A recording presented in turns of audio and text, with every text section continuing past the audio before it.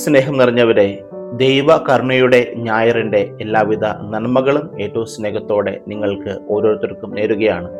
എന്തുമാത്രം കാരുണ്യമാണ് ദൈവപിതാവ് മനുഷ്യ മക്കളോട് കാണിക്കുന്നത്. നമ്മുടെ കുറവുകളെ, നമ്മുടെ പാപങ്ങളെയൊക്കെ പരിഗണിച്ചും ദൈവം എത്ര അഗാധമായി നമ്മെ സ്നേഹിക്കുന്നുണ്ട്. തീർച്ചയായിട്ടും ദൈവത്തിൻ്റെ കരുണയിലേക്ക് ഈ ലോകത്തെ മുഴുവനായിട്ട് നമുക്ക് സമർപ്പിക്കാം. പ്രത്യേകിച്ച് ഒത്തിരിയേറെ രാഷ്ട്രങ്ങളിൽ യുദ്ധഭീതി നേരിടുന്ന ഒത്തിരിയേറെ ജനങ്ങളുണ്ട്. അവരെ പൂർണ്ണമായിട്ടും ദൈവത്തിൻ്റെ കരുണയ്ക്ക് മുമ്പിൽ സമർപ്പിക്കാം. കർത്താവേ, അവരുടെ കരുണയായിരിക്കണമേ, ദൈവിക നന്മകളാൽ, ദൈവിക ധൈര്യത്താൽ അവരെ നിറയ്ക്കണമേ എന്ന് നമുക്ക് ആത്മാർത്ഥമായി പ്രാർത്ഥിക്കുകയും ചെയ്യാം.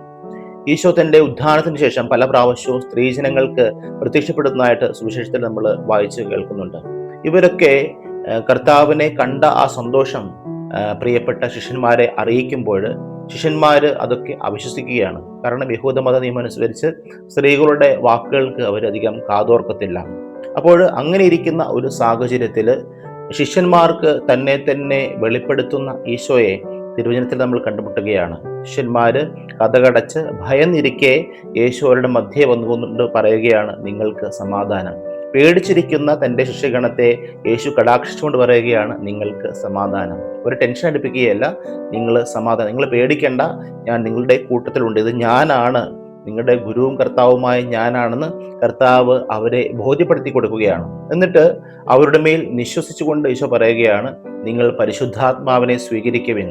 അപ്പോൾ പേടിച്ചിരിക്കുന്ന ശിഷ്യന്മാർക്ക് സമാധാനം നൽകി, മാത്രമല്ല പരിശുദ്ധാത്മാവിനെ അവരുടെ മേൽ നിശ്വസിച്ചുകൊണ്ട് പരിശുദ്ധാത്മാവിനെ ഈശോ നൽകുകയാണ്. എന്നിട്ട് പറയുകയാണ്, നിങ്ങൾ ആരുടെ പാപങ്ങൾ ക്ഷമിക്കുന്നുവോ അവ അവരോട് ക്ഷമിക്കപ്പെട്ടിരിക്കും, നിങ്ങൾ ആരുടെ പാപങ്ങൾ ബന്ധിക്കുന്നുവോ അവ ബന്ധിക്കപ്പെട്ടിരിക്കും എന്ന്. പ്രിയപ്പെട്ടവരെ, ഉൽപ്പത്തി പുസ്തകം 2-ാം അധ്യായം 7-ാം തിരുവചനത്തിൽ ഇപ്രകാരം പറഞ്ഞു വയ്ക്കുകയാണ്, ദൈവമായ കർത്താവ് ഭൂമിയിലെ പൂഴി കൊണ്ട് മനുഷ്യനെ രൂപപ്പെടുത്തി, എന്നിട്ട് അവൻ്റെ മൂക്കിലേക്ക് നാസാരന്ധ്രങ്ങളിലേക്ക് നിശ്വസിച്ച് ഉടനെ മനുഷ്യൻ ജീവനുള്ളവനായി തീർന്നു എന്നു. അപ്പോൾ പേടിച്ചിരിക്കുന്ന അല്ലെങ്കിൽ മൃതമായ മരണത്തിൻ്റെ ഒരു അവസ്ഥയിൽ കഴിയുന്ന ജനത്തിന്, അല്ലെങ്കിൽ തൻ്റെ ശിഷ്യന്മാർക്ക് അവരുടെ മേൽ യേശു നിശ്വസിച്ചപ്പോൾ അവർക്ക് പുതിയ ഒരു അനുഭവത്തിലേക്ക്, പുതിയൊരു ജീവനിലേക്ക്, പുതിയൊരു ധൈര്യത്തിലേക്ക് അവർ നടന്നു നീങ്ങുകയാണ്.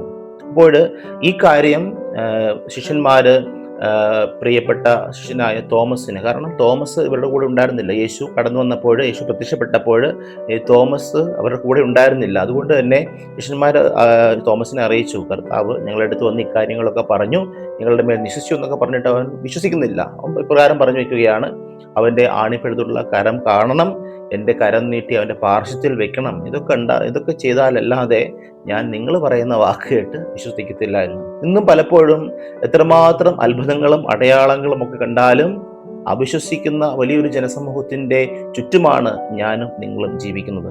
ഈ തോമസ് എന്ന് പറയുന്ന ഈ ശിഷ്യൻ നമ്മുടെയൊക്കെ പ്രതിനിധിയാണ്. എന്തുമാത്രം പറഞ്ഞാലും, എന്തുമാത്രം സത്യം പറഞ്ഞാലും മനസ്സിലാക്കുവാനായിട്ട് അല്ലെങ്കിൽ ഗ്രഹിക്കുവാനായിട്ട് പറ്റാത്ത ഒരു അവസ്ഥയിലുള്ള ജനത്തിൻ്റെ പ്രതിനിധിയാണ് ഈ തോമസ് എന്ന് പറയുന്ന ശിഷ്യൻ.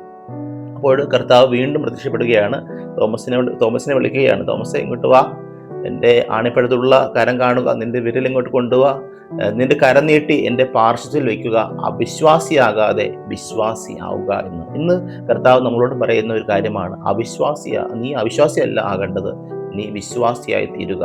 നിന്റെ ജീവിതത്തിൽ നീ പല അത്ഭുതങ്ങളും പല അടയാളങ്ങളും കാണുമ്പോൾ അതൊക്കെ നിന്നെ അവിശ്വാസത്തിലേക്കല്ല നയിക്കേണ്ടത്, മറിച്ച് വിശ്വാസത്തിലേക്ക് നയിക്കുവാനായിട്ട് പര്യാപ്തമാവണം.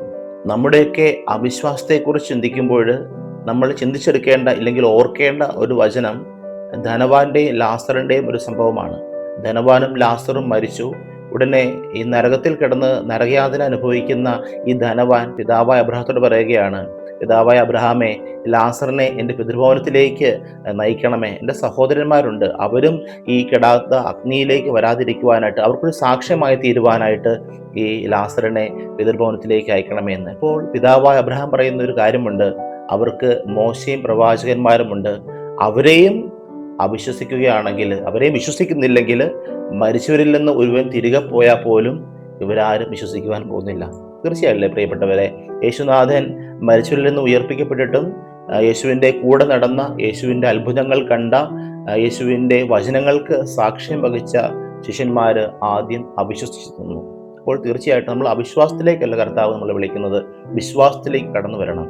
ദൈവം നിനക്ക് നൽകിയിരിക്കുന്ന നന്മകൾ, ദൈവം നിന്നോട് കാണിച്ചിരിക്കുന്ന കരുണകളെ ഒക്കെ ഓർക്കുമ്പോൾ തീർച്ചയായിട്ടും അവിശ്വാസത്തിൽ കഴിയാനല്ല, വിശ്വാസത്തിലേക്ക് കടന്നു വരുവാനായിട്ട് മാത്രമല്ല, അനേകം മക്കൾക്ക് വിശ്വാസത്തിൻ്റെ സാക്ഷ്യം വഹിക്കുവാനായിട്ട് ഞാനും നിങ്ങളും ബാധ്യസ്ഥരാണ്. കാരണം അത്രമാത്രം കരുണയാണ് ദൈവം എന്നോടും നിങ്ങളോടും കാണിക്കുന്നത്. എങ്കിൽ ആ കരുണയുടെ ഒരു സ്നേഹത്തിൻ്റെ പ്രകടനമാണ് മറ്റുള്ളവരിലേക്ക് കർത്താവിൻ്റെ കരുണ എത്തിക്കുക, അല്ലെങ്കിൽ കർത്താവിൻ്റെ സ്നേഹം എത്തിക്കുക എന്നത്. അപ്പോൾ നമ്മുടെ ജീവിതം കൊണ്ട് മറ്റുള്ളവർക്ക് നന്മ നൽകുവാനായിട്ട്, മറ്റുള്ളവർക്ക് സമാധാനം നൽകുന്ന വ്യക്തിത്വങ്ങളായി തീരുവാനായിട്ട് നമുക്കും പരിശ്രമിക്കാം.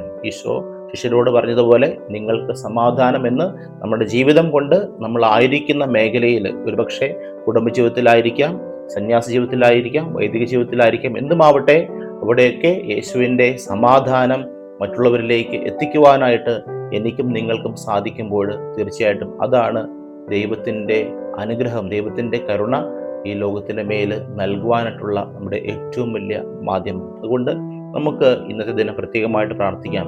ലോകത്തിലേറെ സമാധാനം ഉണ്ടാകുവാനായിട്ട്, വേദനിക്കുന്ന മക്കൾക്ക് കർത്താവിൻ്റെ കരുണ ഓരോ വ്യക്തിയിലൂടെയും ലഭ്യമാകുവാനായിട്ട്. എനിക്ക് എൻ്റെ കർത്താവിൻ്റെ കരുണ ലഭിച്ചു. എന്നോട് ക്ഷമിച്ച, എൻ്റെ പാപങ്ങൾക്ക് പൊറുതി നൽകിയ എൻ്റെ കർത്താവിനെ ഞാൻ സ്നേഹിക്കേണ്ടത് യേശു എനിക്ക് നൽകിയിരിക്കുന്ന ആ കരുണ, എന്നോട് കാണിച്ച ആ കരുണ മറ്റുള്ളവരോട് ഞാൻ കാണിക്കുമ്പോൾ, മറ്റുള്ളവർക്ക് ഞാൻ നന്മകൾ ചെയ്യുമ്പോൾ തീർച്ചയായിട്ടും ആ ദൈവ കരുണയുടെ വാഹകരായി മാറുകയാണ് ഞാനും നിങ്ങളും. അതുകൊണ്ട് ഈ ദൈവകരുണയുടെ ഞായറിൽ നമുക്കും തീരുമാനമെടുക്കാം. ഈശോ എനിക്ക് നൽകിയിരിക്കുന്ന, ഇതിൽ ദൈവം എന്നോട് കാണിച്ച കരുണ ഞാൻ മറ്റുള്ളവരോട് കാണിക്കും, ആ ദൈവിക നന്മയിൽ ജീവിക്കുവാനായിട്ട് പരിശ്രമിക്കുമെന്ന്. അപ്പോൾ ഒരിക്കൽ കൂടി നിങ്ങൾക്ക് എല്ലാവർക്കും ഇന്ന് ദിനത്തിൻ്റെ നന്മകൾ നേരുകയാണ്. ഒപ്പം നമുക്ക് ആത്മാർത്ഥമായി പ്രാർത്ഥിക്കാം. പ്രത്യേകിച്ച് ലോകത്ത് ഒത്തിരിയേറെ സമാധാനം ഉണ്ടാകുവാനുണ്ട്. ലോകത്ത് മാത്രമല്ല, പല കുടുംബങ്ങളിലും സമാധാനമില്ലാത്ത ഒരു അന്തരീക്ഷമാണ് ഇന്ന് നടമാടിക്കൊണ്ടിരിക്കുന്നത്. അപ്പോൾ അവിടെയെല്ലാം ദൈവത്തിൻ്റെ കരുണ എത്തുവാനായിട്ട്, തമ്പുരാൻ്റെ വലിയ അനുഗ്രഹം എല്ലാ മക്കളിലേക്കും വ്യാപിപ്പിക്കാനായിട്ട്, എല്ലാ തിന്മകളിൽ നിന്നും നമ്മളെ ഓരോരുത്തരെയും, ഈ പ്രത്യേകിച്ച് നമ്മൾ വസിക്കുന്ന ഈ ലോകത്തെ സംരക്ഷിക്കണമെന്ന് നമുക്ക് കാരുണ്യവാനായ ദൈവത്തോട് ആത്മാർത്ഥമായി പ്രാർത്ഥിക്കാം. ദൈവം നമ്മളെല്ലാവരെയും സമൃദ്ധമായിട്ട് അനുഗ്രഹിക്കട്ടെ.